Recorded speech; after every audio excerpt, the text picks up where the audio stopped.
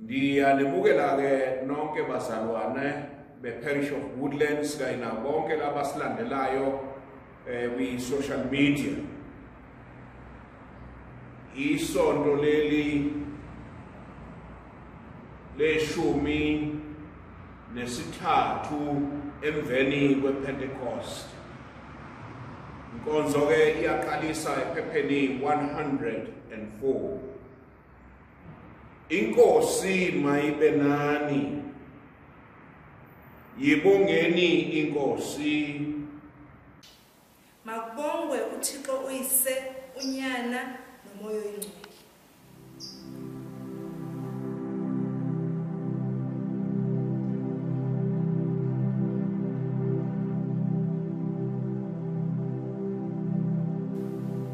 Masithandaze.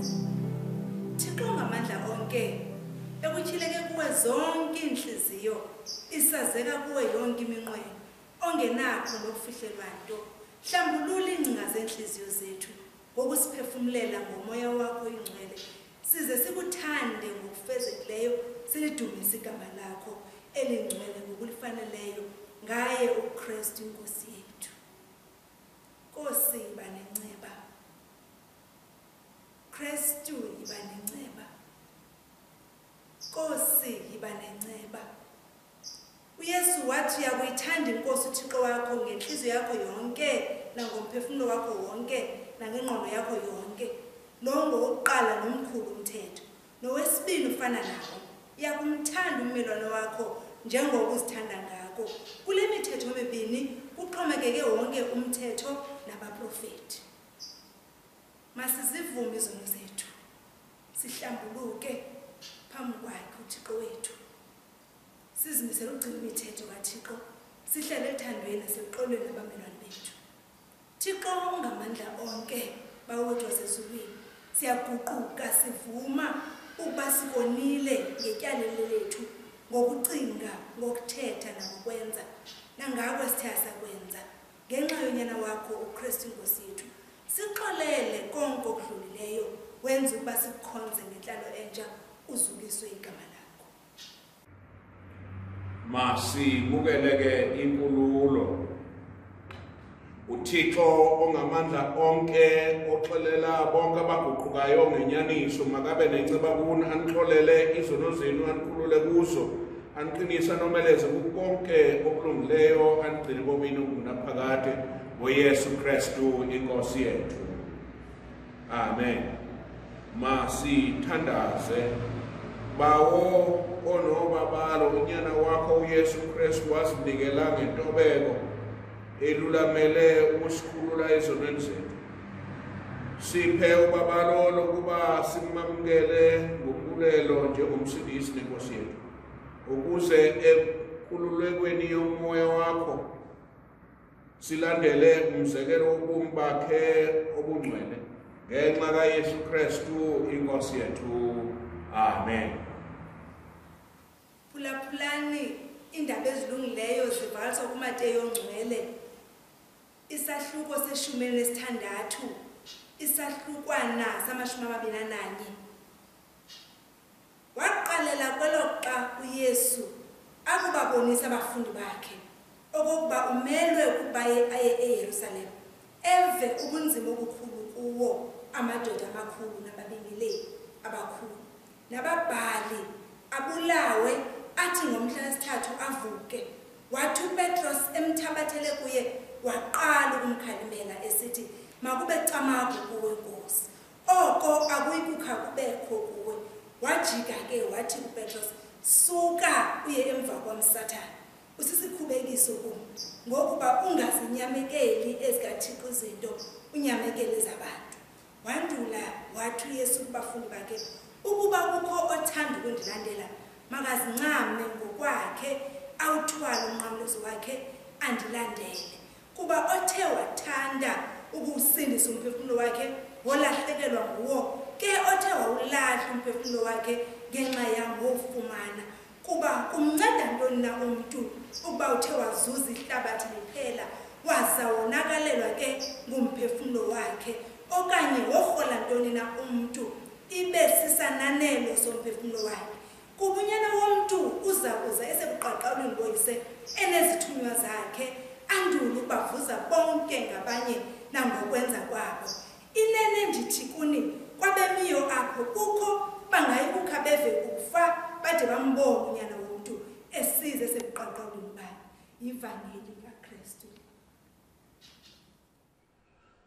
Kuyintokozo enkulu njengoba sigoqa inyanga yabesifazane, inyanga kaAgasti, ukwethula unkosazana Lungindlovu ongumakade ayibona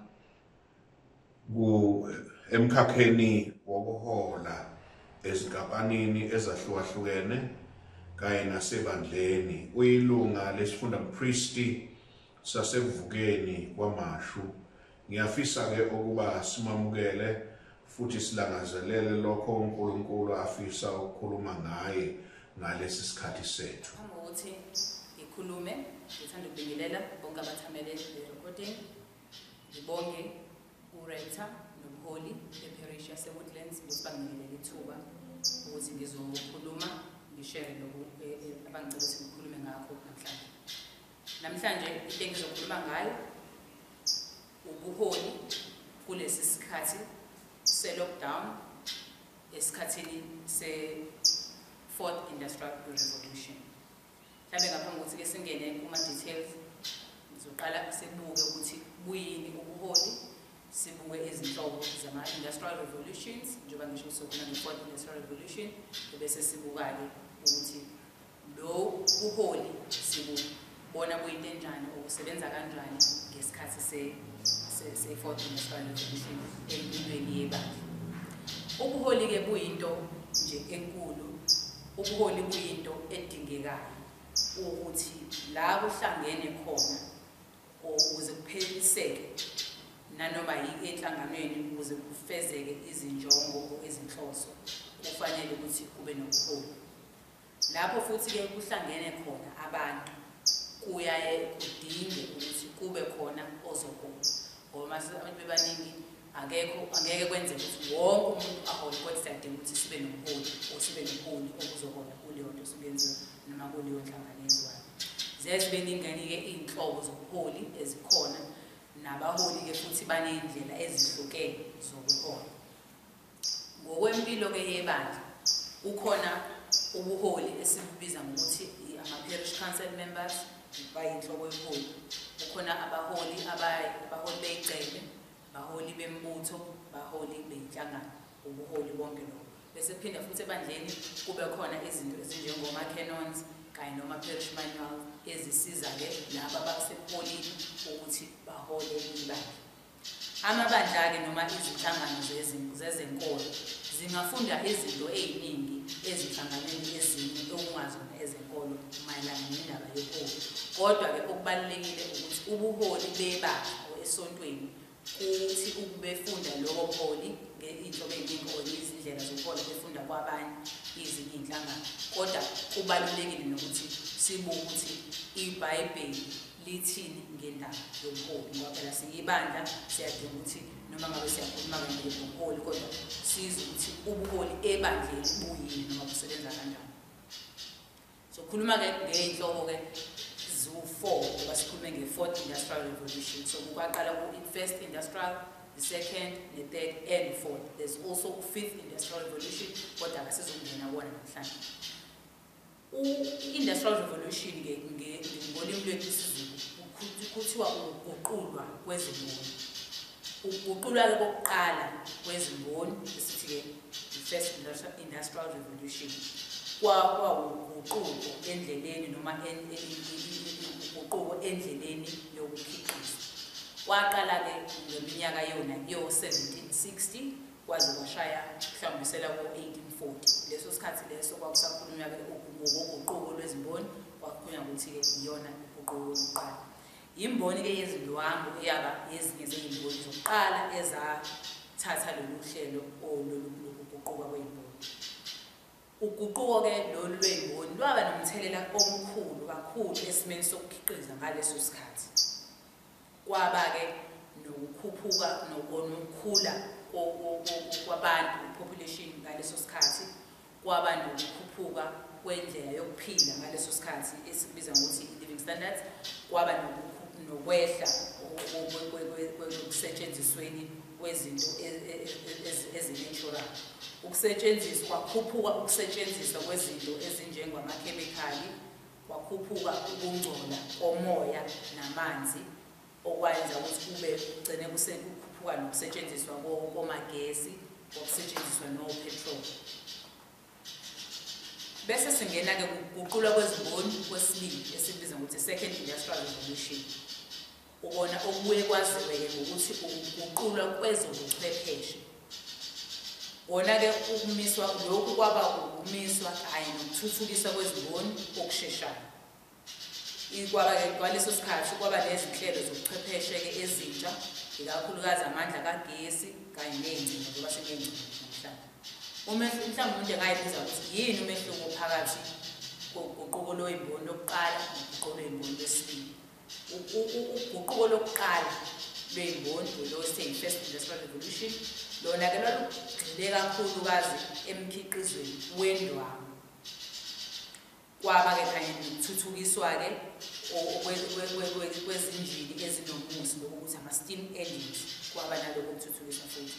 Uguquko lwey'mboni lwesibili lona lwalugxile kakhulu ekukhiqizweni kwensimbi, ukukhiqizwa kwezimoto, intuthuko ezintweni eziphathelene nogesi. Intuthuko-ke kwezikagesi yenza ukuba kube nentuthuko-ke ezindleleni zokuxhumana, njengoba-ke sazi ngendlela yokuxhumana-ke manje ukuthi sezenzeka kanjani. Bese kuba noguquko-ke lwesithathu. Uguquko lwesithathu lona luhlawumbisela ukuthi lwaqalwa kuleya minyaka yo-1950. Lona-ke uguquko lwesithathu lwafika nezinto okuthiwa ama-semiconductors. Ama-semiconductors ilezi zinto eziyayisetshenziswe uma kwenziwa lezi zinto ekuthiwa ama-electronic devices, njengoma-remote, ama-TV, noma-cellphones, lezi zinto enjalo, ama-electronic devices. Bese lwaqhamuka futhi nezinto okuthiwa oma-mainframe computing. Ama-mainframe computing ilezi iy'nhlobo zamakhompyutha ezinobuxhakaxhaka ezinkulu eziyaye zigcine imininingwane, njengoba masuke sibalo kwenziwa i-census nesibalo nje la emhlabeni. Leyo mininingwane noma information eyayitholakala lapho iyayigcinwe kuleyo nhlobo yamakhompyutha okuthiwa ama-mainframe computing amakhulu, idila nezinto nje ey'suke zidinga i-information enkulu. Yaphinda futhi uguquko lwey'mboni lwesithathu lwafika namakhompyutha. Lamakhompyutha esiwasebenzisayo noma ngabe mhlawumbe i-laptop, noma ngabe ikhompyutha lesibeke edeskini, noma i-tablets, kodwa nje yafika nama-personal computers nawo esikhuluma ngawo. Yaphinda-ke futhi yafika nento ekuthiwa i-internet. Njengoba siyazi-ke i-internet ukuthi yenzani, manje sesikhuluma ngoma-internet cafe, okuyiwona sisizayo ukuthi senze lezi ndlela zethu zokuxhumana. Bese sibuka-ke indlela yesine yoguquko lwezimboni, lokwesithi-ke i-Fourth Industrial Revolution. Indlela-ke yesine yokuxhumana yoguquko lwey'mboni iyindlela-ke yokuchaza lokho okungaqondakali phakathi komhlaba wenyama, o-digital nomxhakaxhaka, kanye nomhlaba wemvelo. I-Fourth Industrial Revolution noma uguquko lwezimboni lwesine luyinhlanganisela-ke yentuthuko efaka ukuhlakanipha okungekhona okwangempela, nokusithi artificial intelligence, ama-robot, o-internet njengoba sengakhuluma ngayo, ubunjiniyela bezakhi zofuzo, which is called genetic engineering, kanye nobunye ubuchwepheshe. Uxhumano koguquko lwezimboni lwesine lwesithi Fourth Industrial Revolution waqala-ke ukuthi kukhulunywe ngalo ngo-2016, which is 4 years ago. Kwakukhona-ke umsunguli wakho noma owayesihlalo we-Geneva-based i-World Economic Forum waseGeneva okuthiwa uKlaus Schwab, okuyena owabhala incwadi yokuqala ekhuluma ngalolu guquko lesine lwezolimo. I-Fourth Industrial Revolution-ke isiqalileke ukuthi ibe yingxenye yempilo yethu. Uma nje sizobuka kulesi sikhathi samanje njengoba izwe lonke amabandla umhlaba wonke ukhungethwe ileli gciwane le-COVID-19, i-Fourth Industrial Revolution-ke sesiqalile siyayisebenzisa ngoba isiqalile-ke ukushintsha indlela esixhumana ngayo. Kukhona-ke manje ama-cellphone, kukhona izinto ezinjengo-Facebook, indlela nje zokuxhumana zethu seziningi kakhulu. Njengoba nje sirekhoda lokhu sirekhoda namanje okuzosho ukuthi kukhona abantu abangekho la sikhona njengamanje abangaba beseGoli noma eseCape Town noma phesheya kwey'lwandle, kodwa mabengena kwi-website yaleli bandla bazokwazi ukuthi bayithamele nenkulumo nezinye inkulumo kanjalo. I-Fourth Industrial Revolution noma lolu guquko lwezimboni-ke lwesine seliqalile ukushintsha indlela esisebenza ngayo. Njengamanje kukhona nje abasebenzela emakhaya, sekukhona imihlangano ebanjwa njengoba sesithi sizothumelelana, mhlawumbe sizothumela soba ne-meeting ku-Skype, meeting through uZoom noma Microsoft Teams, kanjalo kanjalo kanjalo. Seziningi iy'ndlela zokusebenza esixhumana ngazo futhi njengoba sengishilo. Even nendlela yomnotho esebenza ngayo i-Fourth Industrial Revolution isiyithintile isiyishintshile indlela yokuxhumana ngayo. Sekukhona sesiyakwazi ukuthi sithumelelane ama-emails, izinto zenzeke ngokuthumelelana ama-emails, sibe nalawo ama-meetings wo-Zoom, lokhu sikubuza ngokuthi wo-virtual meeting, sibe nezinto ey'njengalezo. Mengenza nje isibonelo, umongameli njengoba kunale simo se-COVID-19, njalo uma kunoshintsho, not only umongameli nabanye abanye bongqongqoshe noma abanye bey'nhlaka ey'hlukene from uhulumeni, njengoba kuloku kunalezi nguquko ezenzakalayo, kuye ku-communicate nathi ngaleyo ndlela, kube ne-live stream eyenzakala khona ko-Facebook, kuxhunywe ko-TV, sithole information sihlele emakhaya ngey'ndlela ey'hlukene. Indlela-ke futhi izwe eliseliphatheke ngayo, njengoba ngimenshina nje indaba kamongameli ukuthi uyakhulume nathi sisemakhaya. Nasemasontweni-ke kunjalo, njengoba nje sithola le nkulumo, iyinkulumo e-organizwe ebandleni, kodwa asikho physically esontweni, sisemakhaya noma sikuphi noma yikuphi la sikhona sithamele lento, which means iyona the Fourth Industrial Revolution isiqalile, isishintshile impilo zethu, kodwa-ke sithola ngendlela ehlukene. Kodwa-ke sengikushilo konke lokho, kukhona lento yobuntu ukuthi noma ngabe sekushintshile ngale ndlela engikhuluma ngayo, sesathumela u-email, siyabuka live stream ko-Facebook, siyacommunicate ngo-WhatsApp ngey'ndlela ehlukene, kodwa kusadinga ukuthi kube khona umuntu ozoba khona kukho konke okwenziwayo. So siyadinga-ke ukuthi kube khona umuntu. Nanokuthi ngokohlelo mhlawumbe lwemisebenzi, kukhona imisebenzi-ke yebo, njengoba sekukhuluma ngale Fourth Industrial Revolution, kukhona imisebenzi engeke isadingeka, kukhona futhi imisebenzi emisha esiyenzekile njengoba kuyilesi sikhathi nje okuyisona njengamanje kuqhubeka kuya phambili, which means i-Fourth Industrial Revolution ayibanga yimbi. Yes, mhlawumbe abanye bayathuka ngoba bangayi-understand kahle ukuthi izoshintsha kanjani iy'mpilo zethu, kodwa inamathuba nezinto ezama-opportunities ezizosisiza ukuya phambili. So ayiyimbi ngazo zonke izindlela noma ngabe mhlawumbe kuyisididi ukuthi isebenza kanjani. So sesikushilo-ke lokho sakhuluma nge-different types ngey'nhlobo ey'hlukene zeguqulwa kwezimboni. Sibuke-ke manje ukuthi ubuholi-ke buyini, sibuhlanganisa nokubuka empilweni yebandla. Okokuqala esikudingayo emabandleni ukuthuma abaholi abanekhono, lokho sithi delegates, capable leaders. Laphaya encwadini ka-Exodus 18 verse 21-23 kukhulunywa ngayo le ndaba yokukhetha abaholi abazokwazi ukuthi babe nekhono. Ubuholi-ke kudingeka ubuholi obufanele noma ubuholi obuyikhwalithi noma ubuholi obuyibona bona. Ubuholi obuyibona bona buwukuthola-ke abanye abantu ebandleni olabo bantu abaholayo uthola abanye abantu ubathuthukise nabo banika amandla bagcina nabo beba abaholi. Kukhona ke abaholi abaye bakholelwe ukuthi uma into engayenzi yena ngeke ize yenzeke. Mhlambe okunye kwakusebenza kodwa njengamanje kulesi sikhathi siphila kusona umholi eyedwa angeke azaphumelele mangabe ezozenzela yonke into yena. Siyadinga ukuthi umholi asebenzisane nabanye. Lokho futhi kuyasiza ukuthi uma kwenzeka umholi yena ekhohlwa uma esebenza nabanye bazokhumbula okudinga ukwenziwa. Uma kwenzeka mhlawumbe umholi uyagula noma uyalimala makhona okumphazamisayo, uma esebenza nabanye belekelelana besebenza beyithimba ngokubambisana izinto zizoqhubeka ziye phambili. Okwesibili, abaholi badinga ukuthi babe abaholi abalandela ubuholi bukaSimakade.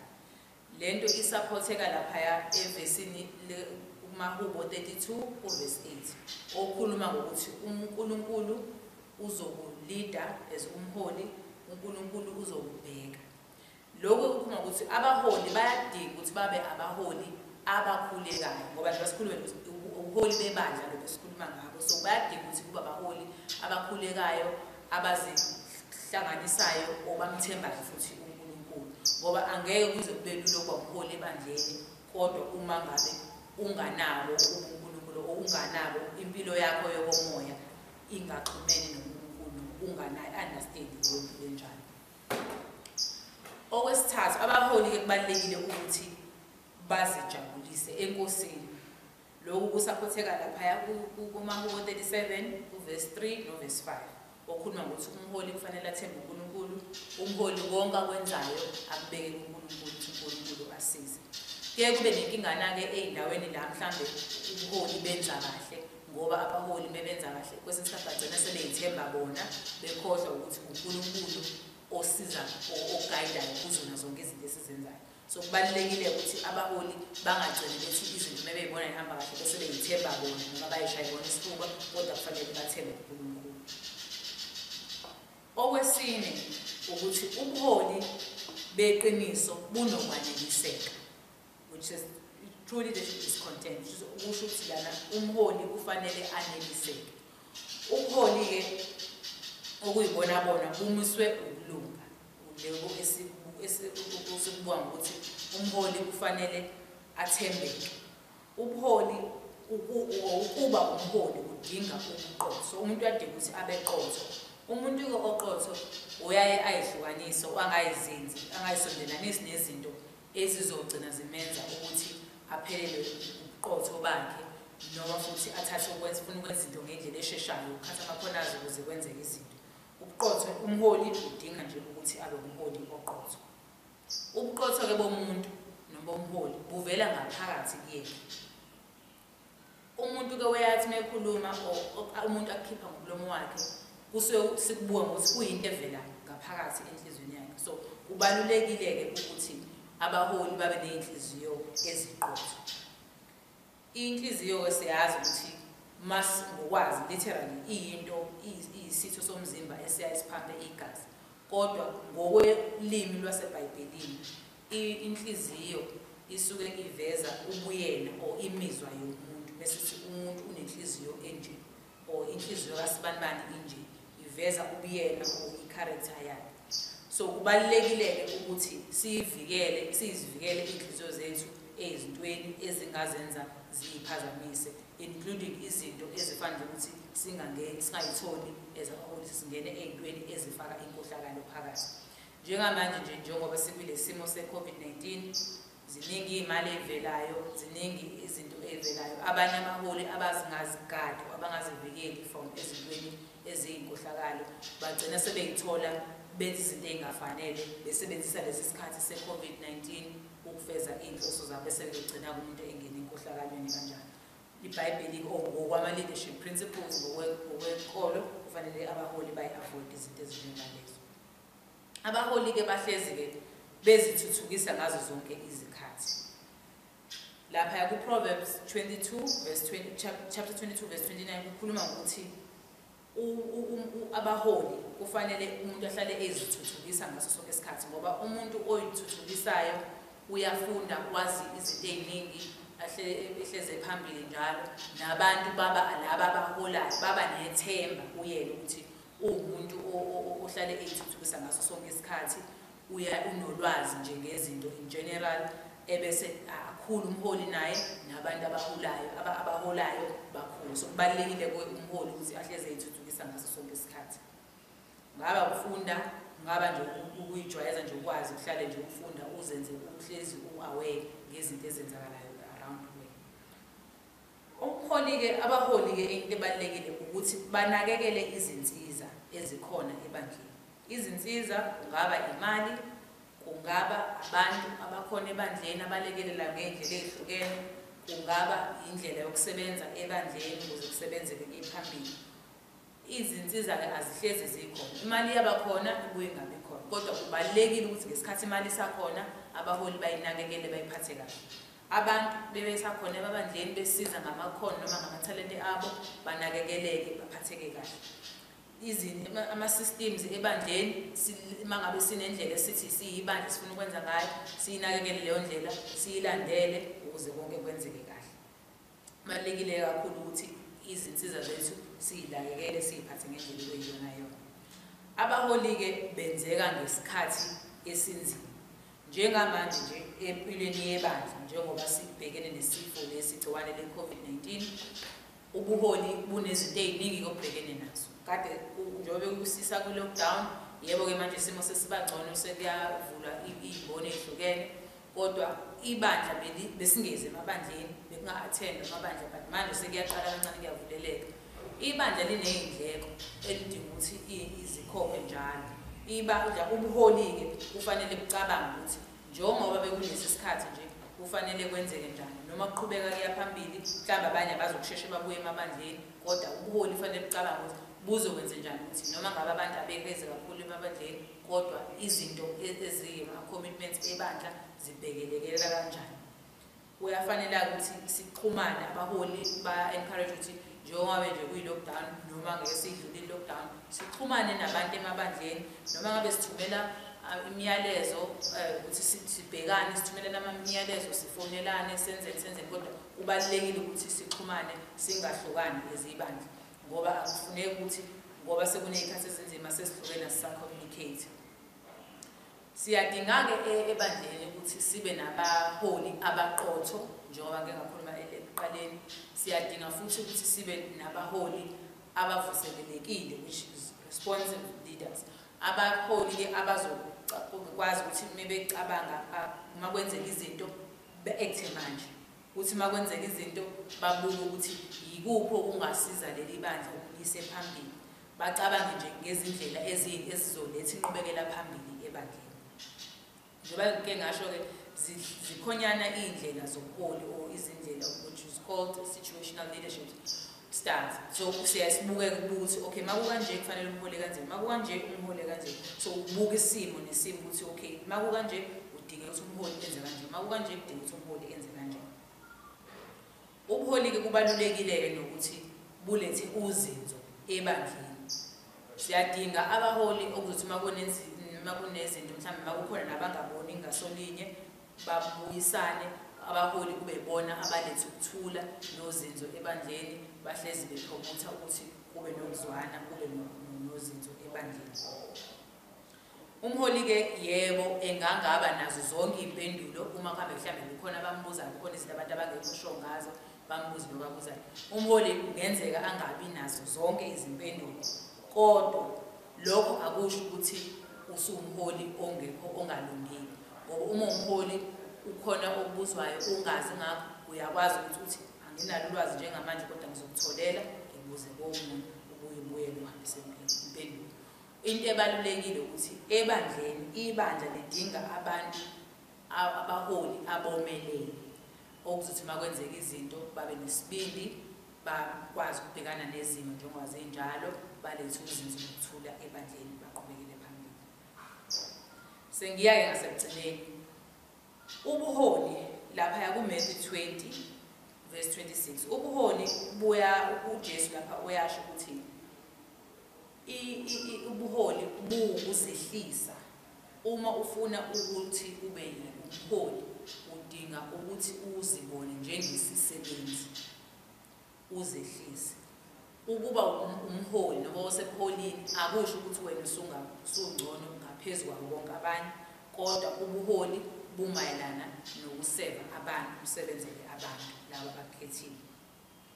Abantu bangene mhlambe ezikhundleni zobuholi ngoba beyitshela ukuthi bafuna ukuzilelisa bona amandla abo noma befuna ukuyigqaja ngalokho ukuthi besebuholini.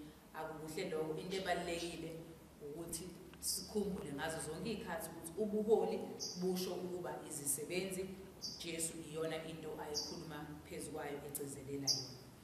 Siyadinga-ke ukuba nabaholi abanethemba ekubuyeni phambili, abathembayo ukuthi ikusasa lebandla lisakhona, ibandla lizobe lisakhona eminyakeni ewu-10 noma ewu-20 ezayo. Abantu abanalowo mqondo ohlezi ubuka ngeso ubuka ngendlela epositive ukuya phambili. Yebo-ke kuyenzeka kube khona izinto eziba yinkinga ebandleni, kodwa lokho akusho ukuthi kufanele masisekunezimo ezinzima abaholi bashiye phansi, kodwa abaholi fanele babe abaholi abanethemba, abomelele, bayise ibandla phambili, bamthembe futhi uNkulunkulu ukuthi uzokwenzeka. Siyabadinga-ke nabaholi abazolida wabahola ngobuqotho, bazi ukuthi bona njengabaholi bayisisebenzi, akusho ukuthi uma umholi usungaphezulu kwabo. Ngiyabonga, ngiyacabanga ukuthi mhlawumbe sizwile ukuthi buyini-ke ubuholi ngesikhathi lesi se-lockdown, kulesi sikhathi se-4th Industrial Revolution.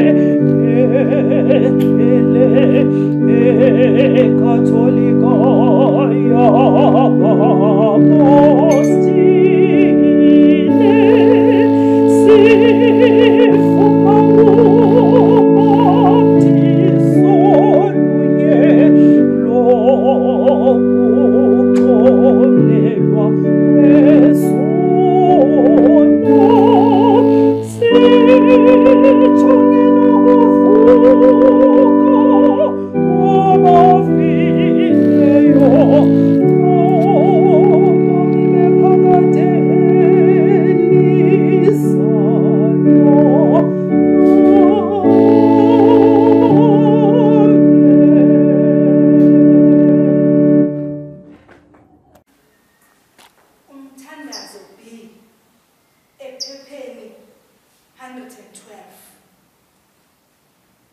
Xa sizawuthandaza sikhumbula bonke abasezingxakini zengcinezelo, abo bangasebenzi, abo babhekene nesimo se-COVID, izimo zonke abathi babhekana nazo, abantu abangomama nabantwana ababhekene nokuxhatshazwa, nabo abanye bangenakuthula.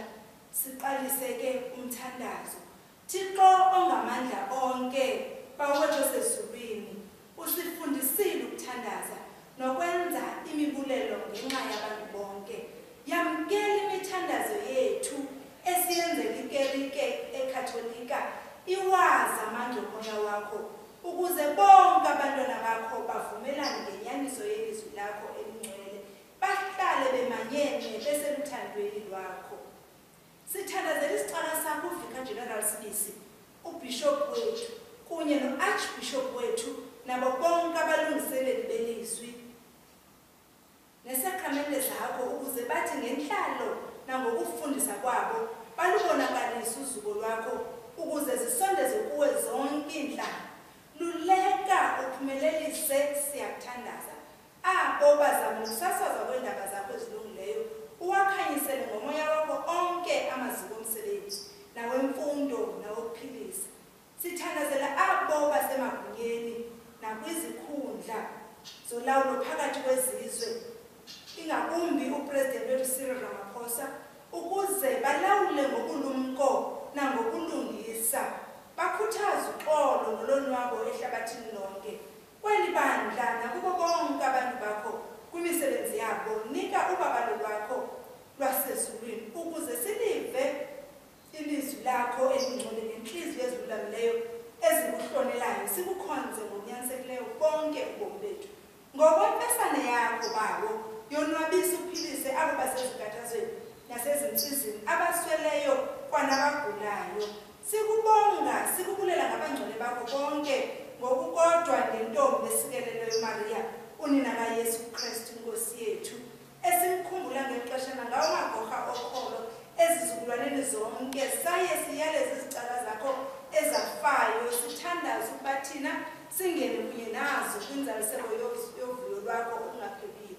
Kwenze okuba ungcwele ngenxa kaYesu Kristu Inkosi yethu. Amen. Siyaqhubeka ke nenkonzo yethu ekhasini ephepheni 116, unikezelo lwezipho.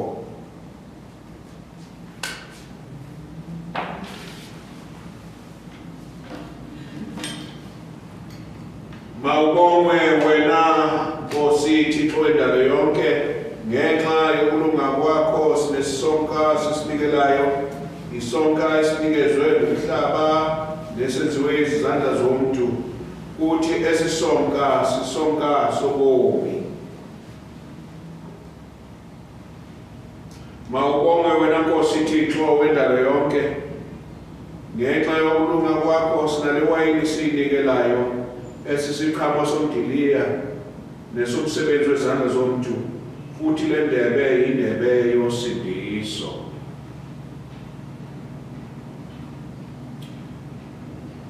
Masibusise,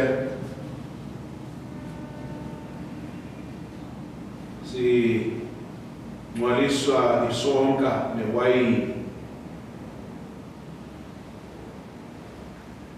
Sive bawo wasezulwini, uze ngezwi lakho nangomoya oyingcwele usikelele ugcwalise esisonka nale wayini, khona ukuze naso sibe yisakramente yomzimba negazi enexabiso lonyana wakho uYesu Kristu Inkosi yethu, owathakotha isonka nendebe waze wathi, eli ngumzimba wami ligazi lami.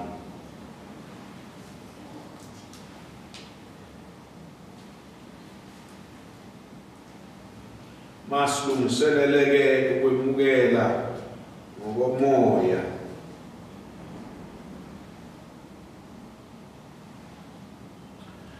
Zolani ke ngoko nazi ukuba mnandi uThixo. Nkosi thulisa onke amazwi enhlizweni yami ube ngokwakho kuphela. Ibonge inkosi mphefumulo wami ungazilibali zonke izinywe zayo. Ngakho ke nangaso lesikhathi ungasho lamazwi ngena enhlizweni yami Nkosi Jesu, ngena enhlizweni yami Nkosi Yesu, ngena enhlizweni yami Nkosi Yesu. Sondelani ke nizokwamukela umzimba Nkosi yethu Jesu Kristu awunikelela nina negazi lakhe alophisela nina. Mamukeleni ezinhlizweni zenu ngokukholwa bonke.